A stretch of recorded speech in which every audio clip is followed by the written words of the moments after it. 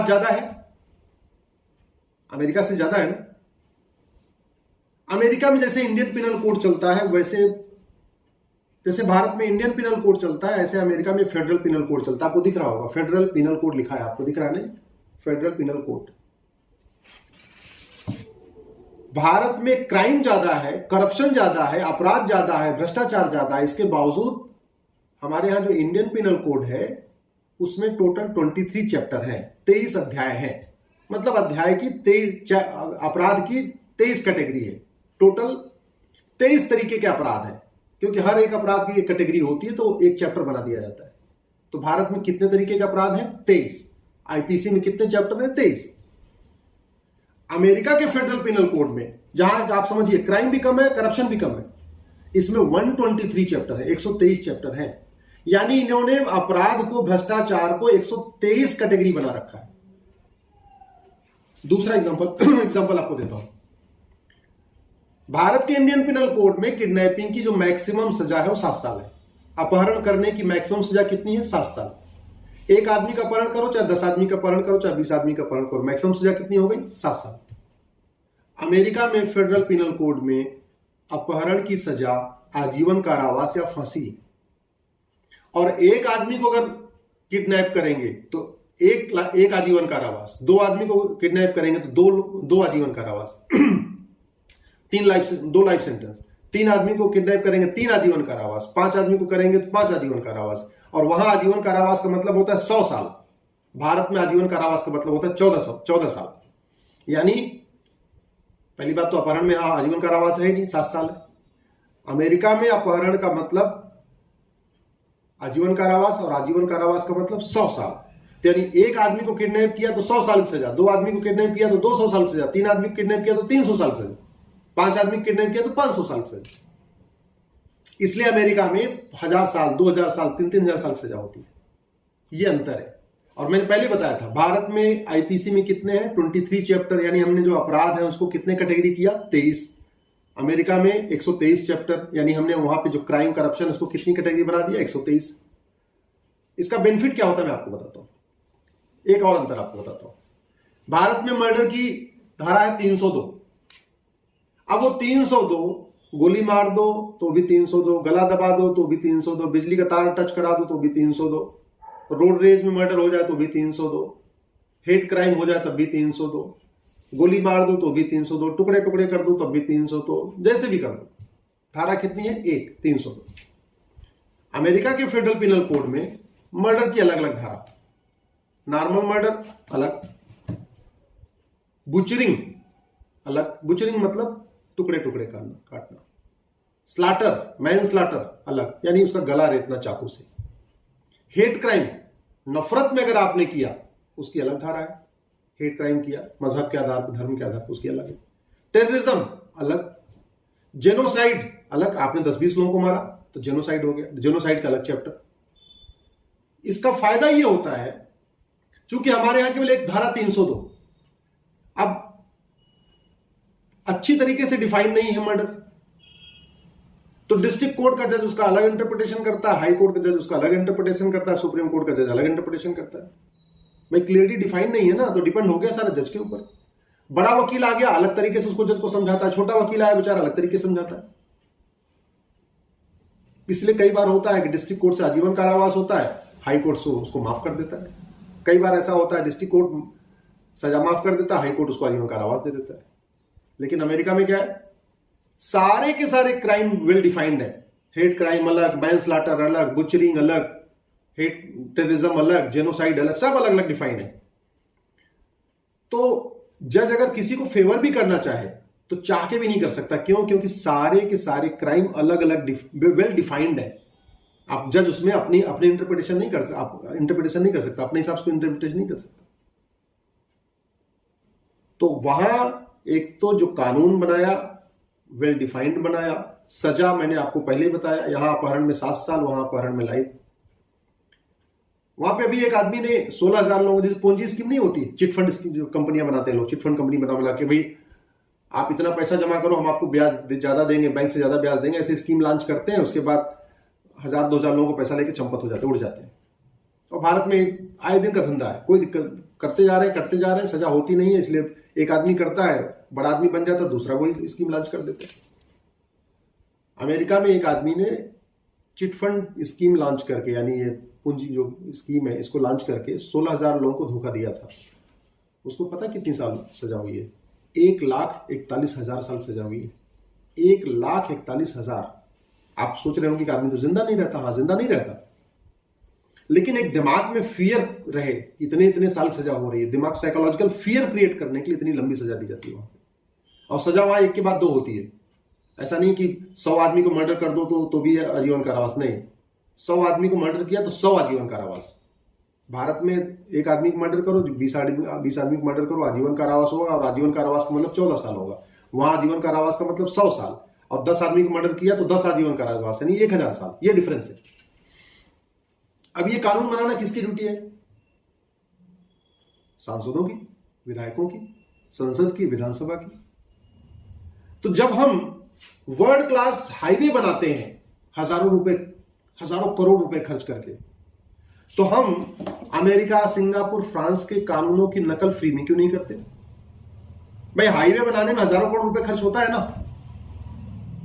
तो वो काम हम कर लेते हैं। एयरपोर्ट बनाने में हजारों करोड़ रुपए खर्च होता है, वो काम कर लेते हैं। लेकिन कानून वर्ल्ड क्लास नहीं बनाते। वर्ल्ड क्लास हाईवे बनाएंगे, वर्ल्ड क्लास एयरपोर्ट बनाएंगे, वर्ल्ड क्लास ट्रेन बनाएंगे, वर्ल्ड क्लास बुलेट ट्रेन बनाएंगे, सब वर्ल्ड क्लास करेंगे, लेकिन वर्ल्ड क्लास कानून नहीं बनाएंगे। एक बात ध्यान रखिए, हमारा भारत और अमेरिका, भारत और सिंगापुर, भारत और फ्रांस, भारत और चीन में अंतर क्या है जानते हैं आप? नेताओं का नहीं है, अंतर है कानून का। हमारे प्रधानमंत्री जी इस समय दुनिया के सबसे ज्यादा मेहनती प्रधानमंत्री हैं, सबसे ज्यादा ईमानदार प्रधानमंत्री हैं, ऐसा मेरा मानना है, आप भी मानते होंगे। सबसे ज्यादा राष्ट्रभक्त हैं। इसके बावजूद जो प्रॉब्लम भारत में है अमेरिका में तो नहीं है, जो प्रॉब्लम चीन भारत में है वो चीन में तो नहीं है, जो प्रॉब्लम भारत में है वो सिंगापुर में तो नहीं है। क्यों? अंतर किसका है? प्रधानमंत्री का अंतर नहीं है, शासक का अंतर नहीं है, अंतर किसका है? नेता का। क्योंकि जहां राजतंत्र हो वहां राजा अच्छा हो, तंत्र अपने आप अच्छा चलेगा। लेकिन जहां लोकतंत्र होता है वहां जब तक कानून अच्छा नहीं होता तब तक राज अच्छा नहीं होता। भारत में कानून का राज है, किसी व्यक्ति का राज नहीं है। कानून का राज है और कानून घटिया, इसलिए राज सिस्टम घटिया चल रहा है। कानून अच्छा होता, सिस्टम अच्छा होता। कानून अच्छा तो राज अच्छा, कानून घटिया तो राज घटिया। तो आप इस बात से सहमत होंगे कि हमें तत्काल जुडिशियल रिफॉर्म की जरूरत है। अपने हर एक कानून को रिव्यू करने की जरूरत है। जैसे हम हजारों करोड़ रुपए खर्च करके world class highway, world class airport बनाते हैं, वैसे ही 100-200 करोड़ रुपए खर्च करके अगर मान लीजिए कमेटी बनाने में, कमीशन बनाने में 100-200 करोड़ खर्च भी हो जाए तो दिक्कत क्या है? और वैसे मैं आपको बताऊं, हमारे जैसे भारत में बहुत लोग हैं जो कानूनों के ऊपर काम कर रहे हैं, वो अच्छे अच्छे कानून बना के देने के लिए तैयार है। और इस भारत में तो टोटल 788 सांसद हैं। लोकसभा राज्यसभा मिला के कितने हैं? 788। इन 788 में से आप अगर मान लो कि 288 अनपढ़ हैं, अनाड़ी हैं, 288 को नियम कानून नहीं पता, 288 को नहीं पता कि भारत के आईपीसी में क्या है, अमेरिका के फेडरल पिनल कोड में क्या है, 288 को नहीं पता कि भारत में कानून और सिंगापुर के कानूनों में क्या अंतर है। चलो ठीक है, अनपढ़ अनाड़ी उनको निकाल दो, वो जाति के आधार पे आ गए या टिकट खरीद के आ गए, जैसे भी आ गए, चमचागिरी करके आ गए या जैसे भी रहे हो, पार्टी अध्यक्ष के घर परिवार के हैं, रिश्तेदार नाते हैं, जैसे उनको टिकट मिल गया जीत गए, उनको बाहर निकालिए। बचे कितने? 500। यानी लोकसभा राज्यसभा मिला के 500 ऐसे लोग हैं जो पढ़े लिखे हैं, समझदार हैं। संसद का हर साल 3 सत्र होता है। 500 लोग पढ़े लिखे ईमानदार हैं और संसद का कितना सत्र है? 3 सत्र। अगर एक एक सांसद हर सत्र में एक एक प्राइवेट मेंबर बिल पेश करे तो यानी हर साल 1500 नए बिल पेश हो सकते हैं। यानी 1500 कानूनों के ऊपर चर्चा हो सकती है, 1500 पुराने कानून बदले जा सकते हैं, नए कानून बनाए जा सकते हैं। जब तक कानून अच्छा नहीं होगा लोगों के जीवन में खुशहाली नहीं आएगी। जब तक कानून अच्छा नहीं होगा न नक्सलवाद कम होगा, न माओवाद कम होगा, न कट्टरवाद कम होगा, न मजहबी उन्माद कम होगा, न जिहाद कम होगा। न जब तक कानून अच्छा नहीं होगा तब तक भ्रष्टाचार कम नहीं होगा। जब तक भ्रष्टाचार कम नहीं होगा तब तक पुल टूटते रहेंगे, लोग मरते रहेंगे। जब तक भ्रष्टाचार कम नहीं होगा सड़क टूटती रहेगी, सड़क में गड्ढे बनते रहेंगे और लोग गड्ढे में गिर गिर के मरते रहेंगे। जब तक भ्रष्टाचार कम नहीं होगा सरकारी हॉस्पिटल अच्छा नहीं होगा।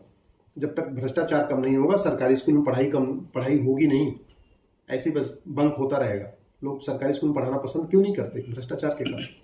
तो अगर आप इस देश की समस्याओं का मूल कारण देखें, 50% समस्याओं का मूल कारण भ्रष्टाचार है। 50% समस्याओं का मूल कारण जनसंख्या विस्फोट है, 50% का मूल कारण भ्रष्टाचार है। भ्रष्टाचार का मूल कारण क्या है? घटिया कानून। घटिया कानून ठीक करना किसकी ड्यूटी है? सांसदों की। अब सांसद और विधायक अगर अपना काम नहीं कर रहे हैं, इनको तो जगाना पड़ेगा। मैं तो सुप्रीम कोर्ट जाता हूं, मैंने ऐसे बहुत पीआईएल किया है कानूनों को बदलने में। सुप्रीम कोर्ट एक बात कह के अपना हाथ खड़ा कर देता है, कानून बनाना हमारा काम नहीं है। अभी कल ही मैंने federal penal code supreme court में दिखाया, अगर आपने देखा होगा तो कल ही मैंने इसको दिखाया और मैंने बताया कंपेयर करके कि आईपीसी और इंडियन पिनल कोड और अमेरिका के फेडरल पिनल कोड में कितना अंतर है, वो सब मैंने कल एक्सप्लेन किया। लेकिन अंत में सुप्रीम कोर्ट ने ये कह दिया कि ये हमारा काम नहीं है कानून बनाना, तो सांसद विधायक का काम है, संसद विधानसभा का काम है। सांसद विधायक सुबह से लेकर शाम तक जाति की बात करके, भाषा की बात करके, क्षेत्र की बात करके, फला करके मतलब कुल मिलाकर अपना वो काम कर रहे हैं। अपना काम तो नहीं कर रहे हैं जो उनका काम है। उनका काम क्या है? केवल वंदे मातरम बोलना, केवल भारत माता की जय बोलना, सेकुलरिज्म की बात करना, समाजवाद की बात करना या कानून बनाना। अब आप सोच लीजिए कि इस देश में सुधार कैसे होगा? सुधार तब होगा जब आप जाति से ऊपर उठेंगे, आप अपने भाषावाद से ऊपर उठेंगे, आप अपने क्षेत्रवाद से उठेंगे, आप अपने पार्टी पॉलिटिक्स से ऊपर उठेंगे और अपने अपने सांसद से, विधायक से सवाल शुरू करेंगे, हमारा कानून भारत का दुनिया का सबसे अच्छा कानून क्यों नहीं है? हमारे देश में पुलिस रिफॉर्म क्यों नहीं हो रहा है? हमारे देश में जुडिशियल रिफॉर्म क्यों नहीं हो रहा है? हमारे देश में सिटीजन चार्टर क्यों नहीं लागू हो रहा है? हमारे देश में जुडिशियल चार्टर क्यों नहीं हो रहा है? हमारे देश में समान शिक्षा क्यों नहीं लागू हो रही है? हमारे देश में समान नागरिक संहिता क्यों नहीं लागू हो रही है? हमारे देश में भ्रष्टाचार खिलाफ कठोर कानून क्यों नहीं बन रहा है? ये अब आपको देखना है। मुझे तो जो कहना था कर दिया। समाधान 3 जगह से होगा: सड़क, संसद, सुप्रीम कोर्ट। जब तक सड़क पे लोगों की आवाज नहीं आएगी, जब तक लोग सड़क पे इकट्ठे होकर जोर जोर से नहीं बोलेंगे, सोशल मीडिया में भी बोले लेकिन सड़क पे भी बोले, तब तक न संसद न सुप्रीम कोर्ट, इन दोनों की आंख नहीं खुलेगी। तब तक सांसद भी आपको जाति, धर्म, भाषा, क्षेत्र के आधार पर लड़ा के अपना काम करते रहेंगे। इलेक्शन आ जाएगा, फिर चुनाव, फिर एक नया मुद्दे, फिर अगला चुनाव, फिर नया मुद्दा। फिर पिछले 75 साल से यही हो रहा है। पिछले 75 साल से जनता डॉक्टर को बदलती जा रही है, डॉक्टर बदल रही है लेकिन डॉक्टर दवा नहीं बदल रहा, इसलिए बीमारी ठीक नहीं हो रही। डॉक्टर कितना भी अच्छा हो, जब तक दवा नहीं बदलेगी बीमारी ठीक नहीं होगी। जनता बार बार डॉक्टर बदल रही है लेकिन डॉक्टर पुरानी वाली दवा चला रहे हैं, इसलिए बीमारी ठीक नहीं हो रही है।